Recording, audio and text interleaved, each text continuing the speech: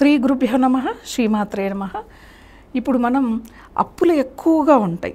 అప్పులు తీర్చుకోవటానికి చాలా ఇబ్బంది పడుతూ ఉంటారు.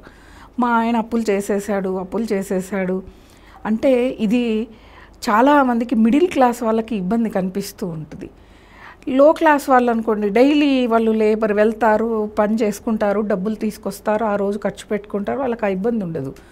మిడిల్ క్లాస్ వాళ్ళు ఏంటిదంటే వస్తుందిలే మనకి అంటే ఎగ్జాంపుల్ చెప్తూ ఉన్నాను.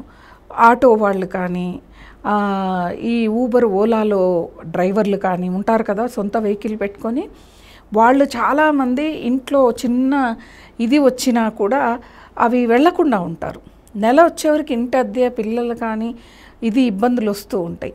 కొంతమంది ఏదైనా ఇంట్లో చిన్న కార్యం జరిగిన 10 రోజుల పాటు పనులకు వెళ్ళకపోతే ఇబ్బందికరమైన పరిస్థితులు, అప్పులు తీసుకొస్తారు. చుట్టాలు వచ్చారు, ఖర్చులు ఎక్కువగా ఉన్నాయని అప్పులు తీసుకొస్తూ ఉంటారు. ఎప్పుడైనా అప్పు చేసే ముందు ఒక్కసారి బాగా ఆలోచించండి, అప్పును తీర్చగలమా లేదా. తీసుకొస్తే మనకు అప్పు లేకుండా ఇంట్లో పచ్చడి మెతుకులు తిన్నా అడిగేవాళ్ళు ఉండరని పెద్దవాళ్ళు అంటూ ఉంటారు. నానుడి అది ప్రతి ఒక్కరి నోటి నుంచి వస్తూ ఉంటుంది. అలా పచ్చడి మెతుకులు తిన్న ఎవరు అడగరు. విపరీతమైన జల్సాల కోసం విపరీతంగా ఖర్చులు పెట్టేసి అప్పులు తీసుకొచ్చి మరీ చేసి అప్పుల పాలైపోయి అప్పులు తీర్చుకోవటానికి చాలా ఇబ్బంది పడుతూ ఉంటారు.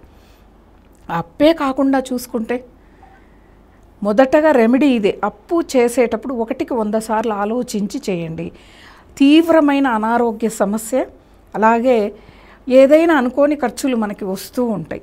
పిల్లల చదువులో మంచి కాలేజీలో సీట్ వస్తుంది, అబ్బా ఒక 20,000 కడితే మంచిగా వస్తుంది అన్న అటువంటి సందర్భాల్లో అప్పు చేస్తే అది తీర్చుకోవటానికి మనం పరిహారాల జోలికి వెళ్ళాలి. ఎందుకంటే అది న్యాయమైన అప్పు కదా. అలా లేదు నేను వెళ్ళి పట్టు చీర తెచ్చుకోవాలి, 10,000 రూపాయల చీర తెచ్చుకోవాలి, అక్కడ ఆదాయం ఏమో నెలకి 20,000 30,000 ఉంటుంది, పండగ వచ్చే వరకు 10,000 రూపాయలు బట్టలకి పెట్టాలి అని అంటారు. అలాంటి వాళ్ళకి పరిహారాలు చేసినా పనికిరావు. పరిహారం వాళ్ళకి పనికిరాదు అసలు. ఎప్పుడైనా మన ఎంత చెట్టుకు అంత గాలి అన్నట్టు మనకి ఎంత వస్తుందో అంత ఖర్చు అవుతూ ఉంటుంది. దానిలో కొంత పొదుపుని చేయాలి. సరే అమ్మ, మేము అనుకోకుండా ఇలా అనారోగ్య సమస్యలు ఇవన్నీ వచ్చాయి మాకు, వీటి నుంచి బయటపడడానికి ఎటువంటి పరిహారాలు చేయాలి. అప్పుడు 16 శుక్రవారాలు లక్ష్మీదేవి యొక్క ఆరాధన సత్ఫలితాలను ఇస్తుంది. లక్ష్మీదేవి యొక్క విగ్రహం ఉన్న లేదా లక్ష్మీదేవి యొక్క ఫోటో ఉన్న ఇంట్లో, అంటే లక్ష్మీదేవి ప్రత్యేకమైన ఫోటో కావాలమ్మా, వెంకటేశ్వర స్వామి యొక్క చిత్రపటంలో ఉంది అంటే ఆ ఫోటో అయినా సరే శుభ్రంగా తుడిచి శుక్రవారం తెల్లవారుజామున చేస్తే చాలా మంచిది. తెల్లవారుజామున వీలు కాదమ్మా, పొద్దున 6:30 7కి పిల్లలకి మా వారికి బాక్స్ కట్టి పంపించాలి అంటే రాహుకాల ముహూర్తం మనకి 10:30 నుంచి 12 వరకు శుక్రవారం ఉంటుంది కదా. ఆ సమయం వరకు ఉపవాసించాలి, ఏమీ తినకూడదు.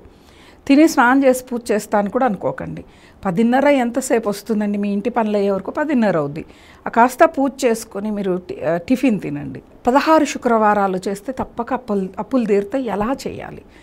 లక్ష్మీదేవి ఉన్న ఫోటోని శుభ్రంగా తుడిచి గంధము కుంకుమతో బొట్లను పెట్టి, అలాగే అమ్మవారికి పూల మాలని వేసి అమ్మవారి ముందు నిమ్మడొప్పలలో ఇంట్లో పెట్టమంటారంటే పెట్టవచ్చు. ఎందుకంటే నేను ఇంట్లో పెట్టే రాహుకాల పూజ చేస్తాను, ఇంట్లో పూజా మందిరంలోనే పెడతాను. మనం చేసేదే రాహుకాలంలో పూజ మంచి జరగాలని. మరి ఇంట్లో పెట్టకూడదు, ఇంట్లో ఎలా రాహుకాల పూజ చేస్తారని చాలామందికి సందేహం వస్తుంది. నాకు చెప్పిన నా గురువుగారు నాకు అలానే చెప్పారు, అలానే చేశాను నేను. ఆ నిమ్మడొప్పల్ని అంటే రసం సగంగా కట్ చేసి రసమంతా తీసి దాన్ని ప్రమిదలాగా తయారు చేసి గంధము కుంకుమ బొట్లు పెట్టి అష్టమూలికా తైలం అరటినార ఒత్తులు వేయాలి. వేసి ఈ 2 నిమ్మడొప్పల్ని ఒక చిన్న ప్లేట్లో కానీ లేకపోతే తమలపాకులో లేకపోతే రావి ఆకుల మీద పెట్టి లక్ష్మీదేవికి దీపం చూపించేలాగా వెలిగించి అమ్మవారికి మొదటి వారం మాత్రం పాయసాన్నాన్ని ప్రసాదంగా పెట్టి కొబ్బరికాయను కొట్టే ముందే అమ్మవారి యొక్క లక్ష్మీ అమ్మవారి యొక్క అష్టోత్తరాలు చదవాలి. అష్టోత్తరాలు ఎలా చేయాలి, ఏ పూలతో చేయాలి అన్న సందేహం ఉంటుంది. ఏ పూలు మీ దగ్గర ఎన్ని ఉంటే అన్ని చేసి తర్వాత తామర గింజలు ఒక 108 తెచ్చిపెట్టుకోండి. ఇవి పూజ చేసి మళ్ళీ మనం తీసి పెట్టుకోవచ్చు. 108 మనకి సరిపోతుంది పూజకి. అవి చేసి ఉన్న కొన్ని పూలతో పూజ చేసి అమ్మవారికి కొబ్బరికాయను కొట్టి హారతినివ్వాలి. ఇచ్చి అప్పుల బాధ నుంచి మమ్మల్ని బయటపడేయి తల్లి అని చెప్పి కోరుకోవాలి. ఇలా ప్రతి శుక్రవారం కూడా మొదటి శుక్రవారం రాహుకాలంలో మొదలు పెడితే ఆ సమయంలో నిమ్మడొప్పల మీద దీపాలు పెట్టాలి, రాహుకాల దీపాల్లాగా. లేదు తెల్లవారుజామున అంటే మామూలు దీపారాధనే చేయవచ్చు. ఈ తెల్లవారుజామున మొదలు పెడితే ప్రతి శుక్రవారం కూడా తెల్లవారుజామునే చేయాలి సమయం అన్నమాట. రాహుకాలంలో మొదలు పెడితే 16 శుక్రవారాలు రాహుకాలంలోనే పూజ చేయాలి. ఈ కొన్ని నియమాల్ని పాటిస్తూ అలాగే ఉతికి శుభ్రపరిచిన దుస్తులు ధరించాలి, శిరస్నానం చేయాలి, ఇల్లంతా పరిశుభ్రంగా ఉంచుకోవాలి. ఆ పూజ సమయంలో ఒక ఆవు పిడకను కాల్చి ఇంట్లో మొత్తము కూడా సాంబ్రాణితో ధూపం వేయాలి. వేస్తే చాలా చాలా మన ఇంట్లో ఉన్న నెగిటివ్ ఎనర్జీ పోయి పాజిటివ్ ఎనర్జీ వస్తుందన్నమాట.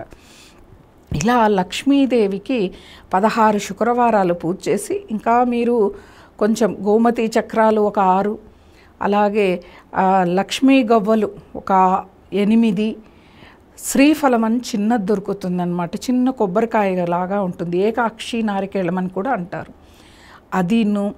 అలాగే గురిగింజలు, ఎరుపు నలుపు ఉన్న గురిగింజలు ఒక 12, ఇవన్నీ కూడా ఒక ఎర్రటి వస్త్రంలో కట్టి పూజ చేసే ప్రతిసారి అమ్మవారి ముందు పెట్టి పూజ చేయండి. మీరు చేసి అప్పు చేసాము క్షమించు తల్లి, మా అప్పు తీరేలాగా చేయమని ప్రార్థిస్తూ, అలాగే అప్పు తీర్చుకోవటానికి మీరు కొంత అదనపు ఖర్చుల్ని తగ్గించుకుంటూ డబ్బుని ఆదా చేసుకుంటూ అప్పుల్ని తీర్చుకోవాలి. తొందరగా అప్పులు తీరే పరిహారం ఇది అన్నమాట. కాబట్టి ఈ అమ్మవారికి, లక్ష్మీ అమ్మవారికి ఎంత ఆరాధన చేస్తే అంత సత్ఫలితాలు వస్తాయి. లక్ష్మి అంటే ఇక్కడ మనకి అనేక సందర్భాల్లో లక్ష్మి కనిపిస్తుంది. ధనధాన్యాలు, అష్టైశ్వర్యాలు, సుఖ సంతోషాలు, ఆయురారోగ్యాలు, అలాగే అన్యోన్యంగా ఉండే కుటుంబం, అన్యోన్యంగా ఉండే బంధువులు, దాయాదులు, ఇలాంటివన్నీ కూడా లక్ష్మీకర యోగం. ఇప్పుడు డబ్బులు బాగా ఉంటాయి, కుటుంబ సభ్యులెవరిని ఇంటికి రాని, ఆడపడుచుల్ని కానీ మర్దుల్ని కానీ ఇంకా దూర బంధువుల్ని కానీ ఇంట్లో కాలు పెట్టనీరు, ఒకరోజు భోజనం పెట్టరు, తాంబూలం మీరు. నీకు ఎన్ని కోట్ల ఆస్తులు ఉంటే ఏం ఫలితం? లక్ష్మి అంటే నీ మనసు పెద్ద మనసు చేసుకోవడం కూడా లక్ష్మీకరమే. కాబట్టి ప్రతి ఒక్కళ్ళు కూడా అప్పు తీర్చుకోవటానికి, అప్పు చేసే ముందు ఆలోచించి తీర్చుకోవటానికి చిన్న పరిహారం చేయండి. మేము అన్ని శుక్రవారాలు చేయలేమంటే కనీసం 8 శుక్రవారాలైనా ఈ పరిహారాన్ని చేసి ప్రతి ఒక్కరూ కూడా ఆ లక్ష్మీదేవి యొక్క అనుగ్రహంతో, అష్టైశ్వర్యాలతో, ఆయురారోగ్యాలతో, సుఖ సంతోషాలతో ఉండాలని చెప్పి కోరుకుంటూ స్వస్తి.